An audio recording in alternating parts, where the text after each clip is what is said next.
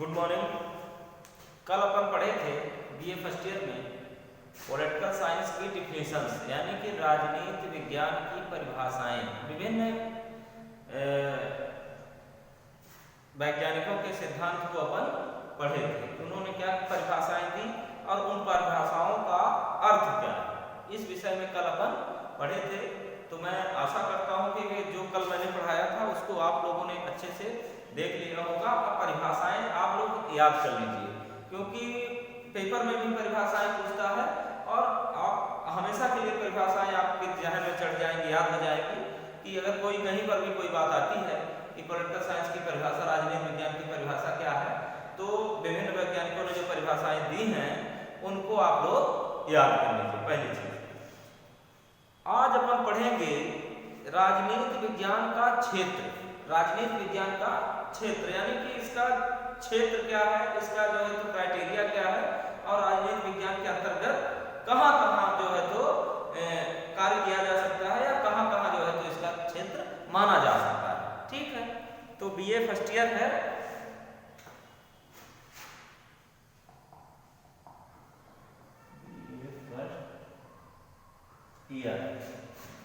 Political science.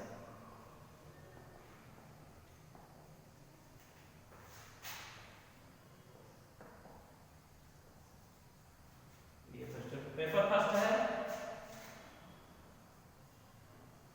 Paper first unit first. Paper first unit first में आज अपन पढ़ेंगे राजनीति शास्त्र का क्षेत्र। ठीक है, राजनीति शास्त्र का क्षेत्र। ठीक है, अब क्षेत्र से सीधा अर्थ है कि राजनीति शास्त्र की पहल या पहुंच कहां कहां पाई जा सकती है। ठीक है ना, तो इसमें जो चीजें अपने को बताई गई हैं वो मुख्य रूप से है कि राजनीति शास्त्र के क्षेत्र का निर्धारण कर पाना अत्यंत ही कठिन है। यानी कि राजनीति शास्त्र के क्षेत्र का निर्धारण करना एक कठिन कार्य है, न केवल इसलिए कि राजनीति शास्त्र की परिभाषाओं की तरह ही क्षेत्र के बारे में विचारकों में मतभेद है। यानी कि जिस तरह से आपने देखा कि राजनीति शास्त्र की परिभाषाओं में भी वैज्ञानिकों में मतभेद देखने को मिला, ठीक इसी तरह से क्षेत्र के बारे में भी वैज्ञानिकों में बहुत सारे मतभेद हैं। लेकिन कुछ तथ्यों को देखते हुए यह निर्णय किया जा सकता है कि राजनीति शास्त्र का विषय जो है तो दो भागों में बांटा जा सकता है। पहला है प्राचीन अथवा परंपरावादी और दूसरा है आधुनिक युग, आधुनिक मत। यानी कि राजनीति शास्त्र का क्षेत्र जो प्राचीन काल से चला आ रहा है, एक पार्ट उसको देखते हुए अपन उसके क्षेत्र को का आकलन कर सकते हैं, या आधुनिक, जैसा कि डिफिनेशन में भी आपने देखा कि परंपरावादी या आधुनिक परिभाषाएं और आधुनिक परिभाषाएं। तो इसमें दो चीजें अपने को देखने को मिलती हैं कि प्राचीन और आधुनिक। ठीक है ना, तो सबसे पहले राजनीति शास्त्र के क्षेत्र को प्रोफेसर गार्नर ने तीन भागों में बांटा है। किसने? Professor Garner. प्रोफेसर गार्नर ने राजनीति शास्त्र के क्षेत्र को तीन भागों में बांटा है। ठीक है ना, पहला है राज्य की उत्पत्ति की खोज। पहला है राज्य की उत्पत्ति की खोज, यानी कि राज्य का आरंभ कहां से होता है, राज्य आया कहां से, इसकी उत्पत्ति कैसे, इसकी ओरिजिन क्या है। ठीक है, तो पहला हो गया। दूसरा है राजनीतिक संस्थाओं के स्वरूप, राजनीतिक संस्थाओं के स्वरूप और उनके इतिहास और विभिन्न रूपों की गवेषणा। ठीक है ना, राजनीतिक संस्थाएं, राजनीतिक संस्थाओं से तात्पर्य क्या है, जो आप देखते होंगे जो एक सिस्टम है राजनीति विज्ञान में, या आप देखते होंगे कि जो हमारे सोसाइटी समाज में या हमारे राज्य में फैला हुआ एक सिस्टम है, पॉलिटिकल सिस्टम। ठीक है ना, तो वो उसका स्वरूप क्या है, उसका स्वरूप क्या है। तीसरी जो गार्नर ने बताया कि खोज व गवेषणा के आधार पर राजनीतिक विकास के नियमों का यथासंभव अनुमान, यानी कि खोज और जो तथ्य अवेलेबल है, उपलब्ध है, जो तथ्य उपलब्ध हैं उसके आधार पर हम यह देखने की कोशिश कर सकते हैं कि इसका विकास या इसका परिक्षेत्र कहां तक पहुंच सकता है या इसकी संभावना कहां तक होती है। ठीक है, तो मुख्य रूप से 3 बातें प्रोफेसर गार्नर ने बताई। पहली चीज, दूसरे प्रोफेसर ने बताया है, प्रोफेसर गुडनाउ।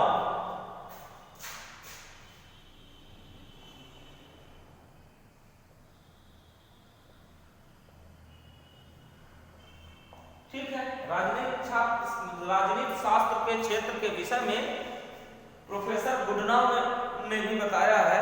इन्होंने राजनीति शास्त्र के क्षेत्र को 3 भागों में बांटा है। प्रोफेसर गुडनाउ ने भी राजनीति शास्त्र के क्षेत्र को 3 भागों में बांटा है। ठीक है ना। पहला है राज्य की इच्छा का निर्माण।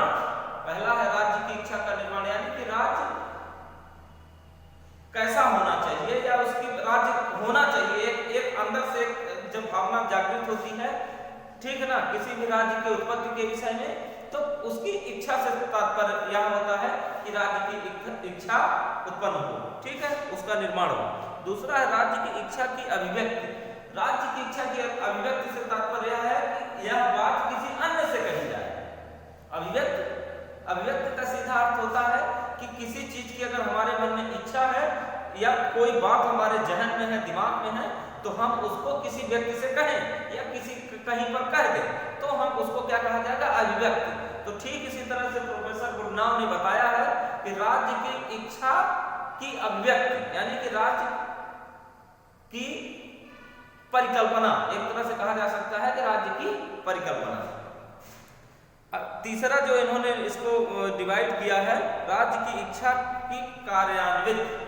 राज्य की इच्छा की कार्यान्वित से तात्पर्य यह है कि हमारे अंदर राज्य बनाने की एक इच्छा है, लेकिन उसको हम जमीन पर लाएं, उसको हम व्यवहारिक रूप में लाएं, ठीक है ना, राज्य बनाना प्रारंभ कर दें, कार्यान्वित कर दें, सीधा अर्थ है।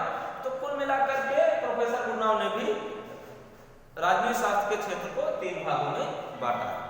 फिर अगला है Frederick Pollock. Professor Frederick Pollock, ठीक है। प्रोफेसर फ्रेडरिक पोलक ने राजनीति शास्त्र के क्षेत्र को 2 भागों में बांटा है। प्रोफेसर फ्रेडरिक पोलक ने राजनीति शास्त्र के क्षेत्र को 2 भागों में बांटा है। पहला है सैद्धांतिक राजनीति और दूसरा है व्यवहारवादी राजनीति। सीधा अर्थ यह है कि प्रायोगिक और सैद्धांतिक, ठीक है। प्रायोगिक से सैद्धांतिक से तात्पर्य यह होता है कि किसी भी चीज की परिकल्पना करके उसको लिख देना, एक सिद्धांत बना देना, ठीक है ना, लेकिन उसी सिद्धांत को प्रयोगात्मक तरीके से सिद्ध कर लेना प्रयोगात्मक कहलाता है, ठीक है। तो फिर प्रोफेसर फ्रेडरिक पोलक ने राजनीति शास्त्र के क्षेत्र को 2 भागों में बांटा, ठीक है। फिर प्रोफेसर बिलोबी। प्रोफेसर बिलोबी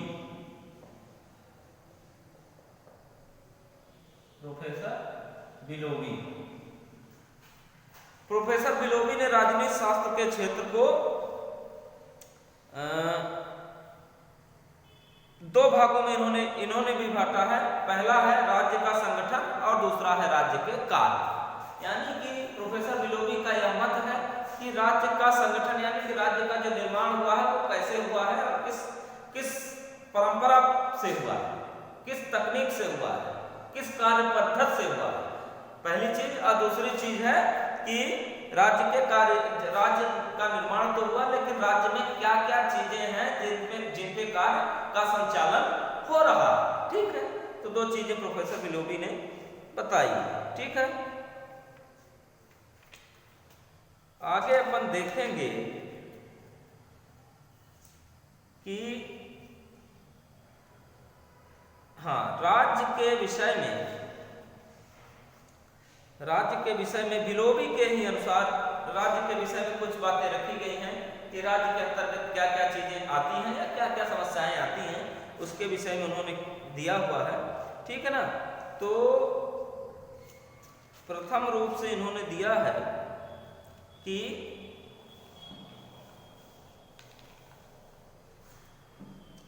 राजनीति शास्त्र के अंतर्गत किन किन चीजों का अध्ययन किया जा सकता है। तो पहला इन्होंने बताया है मानव के राजनीतिक जीवन का अध्ययन।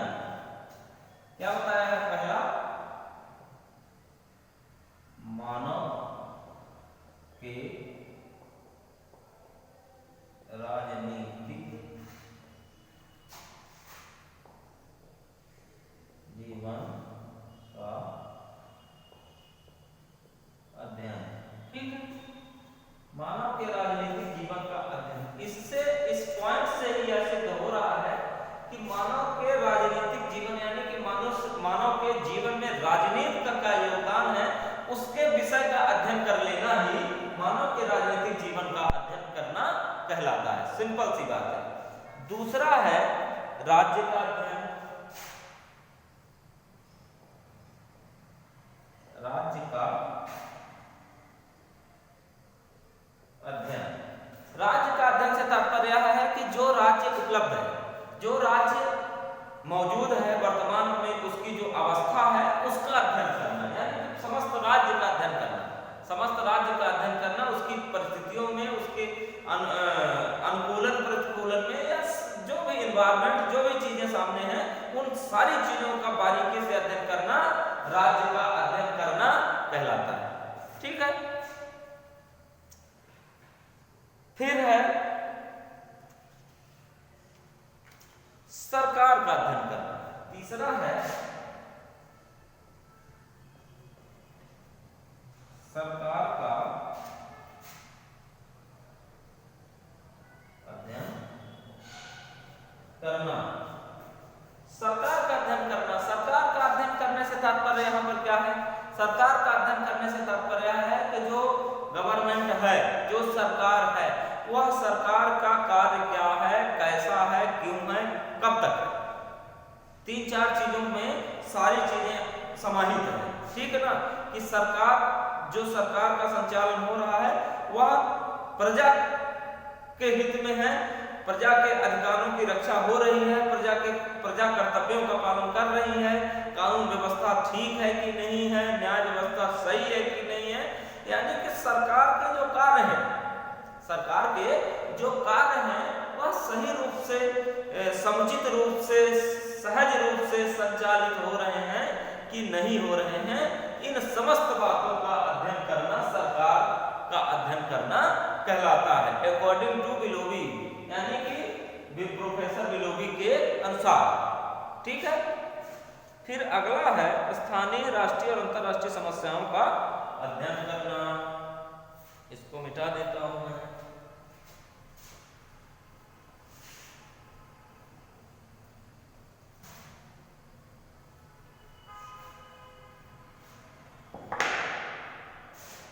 अगला है स्थानीय, राष्ट्रीय एवं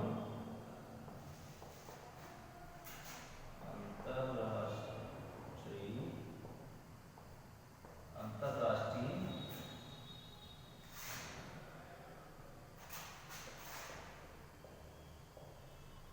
समस्याओं का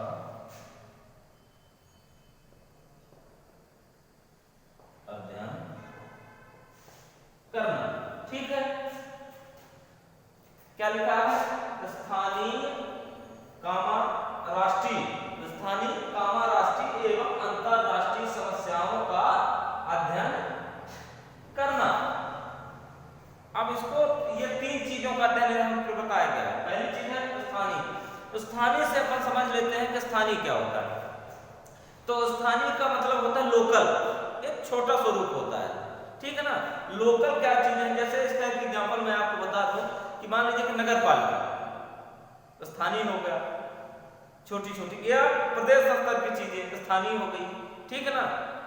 आपके नगर पालिका, नगर निगम, नगर परिषद एक स्थानीय चीजें हो गई, या स्टेट लेवल तक स्थानीय मान लीजिए। और राष्ट्रीय पूरे देश की समस्या, ठीक है ना, पूरे राष्ट्र की समस्या, और अंतरराष्ट्रीय पूरे वर्ल्ड की समस्या, विश्व की समस्या। इसका एक मैं एग्जाम्पल आपको बता रहा हूँ कि स्थानीय समस्या क्या हो सकती है।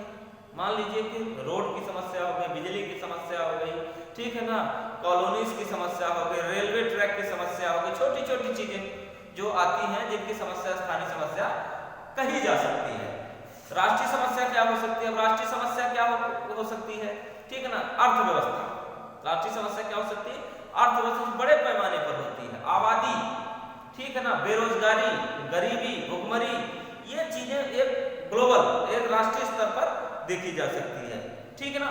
अब अंतरराष्ट्रीय समस्या क्या है? अंतरराष्ट्रीय समस्या यह है कि कोई महामारी आ गई पूरे दुनिया, जैसे आप देख लीजिए एक समस्या है, अंतरराष्ट्रीय समस्या है कोरोना। सीधा अर्थ आप इससे लगा सकते हैं कि कोरोना एक इंटरनेशनल प्रॉब्लम है, पेंडेंसी, ठीक है ना, एक वैश्विक समस्या है हमारी, या किसी विशेष देशों की बात यहाँ पर नहीं हो रही, पूरे विश्व की बात हो रही है, तो यह एक अंतरराष्ट्रीय समस्या है, ठीक है। तो अगला है, हाँ, अंतरराष्ट्रीय विधि, संगठन और संबंधों का अध्ययन, पांचवा।